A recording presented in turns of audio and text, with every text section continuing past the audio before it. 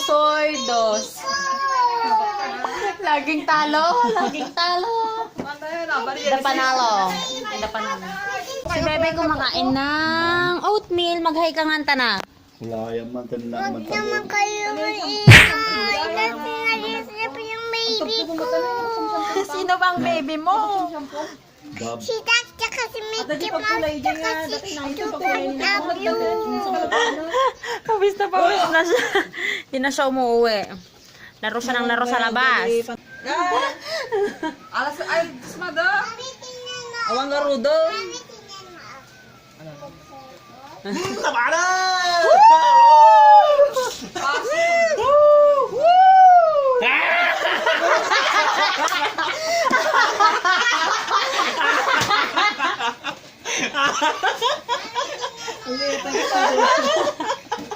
Andito tayo sa Nanang's Kitchen. Yeah! The best cook! Ang niluluto niya ay may ampalaya. Munggo. Munggo na yellow, puti, parang gano'n. Dinala niya from Hawaii. Pero kahit yung mga regular na munggo ginagawa niyang maputi. Hindi siya kulay green. Aray ko, tsaka may nilaga. Yan! Yummers! Gagawin daw yan ni Jen na Bicol Express later. At sa pakwan na maputi. Maputi. Mama, sinabi.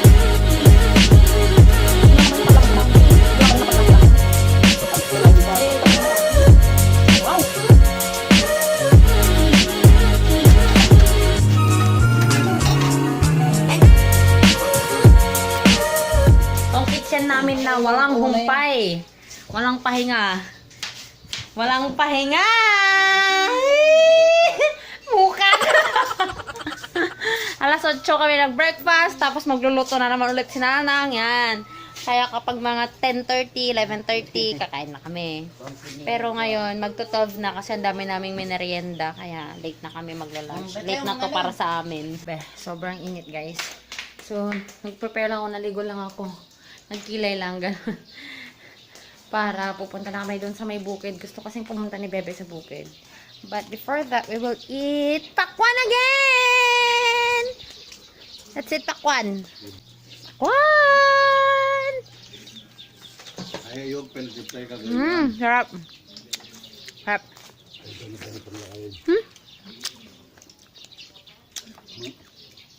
Ba? Super. Yan, pupunta na kami sa bukid. Meron kaming flowers from the... Hi everyone! Welcome back! Saan tayo pupunta? Sa, ayun na. I don't know. Doon sa bukid. Bukid. Yeah. We're going to see some corns and cows and goats. What else? And Bus. onions. Walang bus doon. Sabi ni Bebe, andito daw kami sa forest, which is, ang dami kasing bamboo. So, medyo nakakatawa kasi tumutunog, kikikik, kumaganon na yung bamboo. Ayan, dito na tayo sa bukid. Woohoo! Amazing. Nakakamiss dito, guys. Nung bata kami, dito kami lagi. Dito na talaga kami, guys, sa bukid talaga. And nakapitas na si Bebe ng Kamatis. tomatoes. In front of me are tomatoes. Tapos doon, banda doon, yung mga yan, kambing. Yan, and mais. Ayan, may mga kamatis. Sibuyas. Andyan banda. Ring, ring! Ring, ring. Here's the kamatis. Ka muna. First the kamatis. Ring. And Ring, ring. Ring, ring.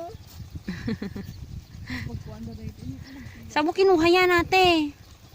Ha? I'm going to put a plant because they're dropped and Inantay namin, guys, na mag-sunset kasi gusto ko makuha yung parang mga silhouette, something. iiwan ko Yeah. kasi. Ang tagal na. Kaya dito daw muna kami nagtetent ka. Para kami kawawa. Nasiwa na yung flower. Ala, nasira na yung flowers niya. Namatay na, oh. Namatay na. We will just get another. Tagal ko lang hindi talaga nakapunta dito sa bukid, guys. And nakakamiss yung ganito, yung buhay probinsya. Sobrang laid back lang, ganyan.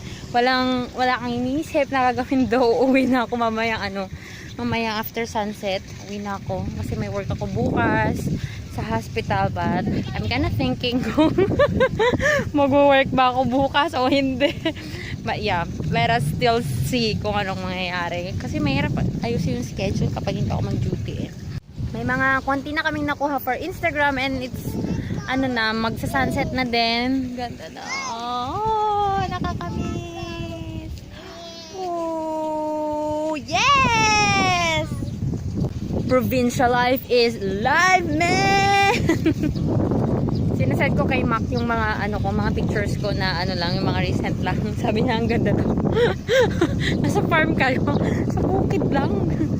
Hindi ko saan ba yung mga bukid namin dito? Hindi ko na alam. Tagal ko na talagang hindi nagpupunta dito.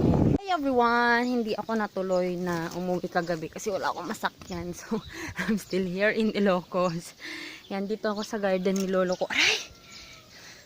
Yan, meron siyang malunggay. May mga ampalaya. And dito sa loob, meron siyang mga talong and sile doon banda, tsaka okra doon.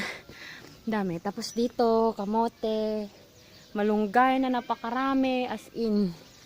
Yan yung ginawa niyang bakod. Mga malunggay. Meron din saluyot. Do you guys eat saluyot? Please comment down below kung kumakain ka ng saluyot. Sarap siya. Paksiw. Sarap na paksiw yun. Yeah, ang init. Pinicturean ko lang yung garden niya kasi para daw post ko sa Facebook.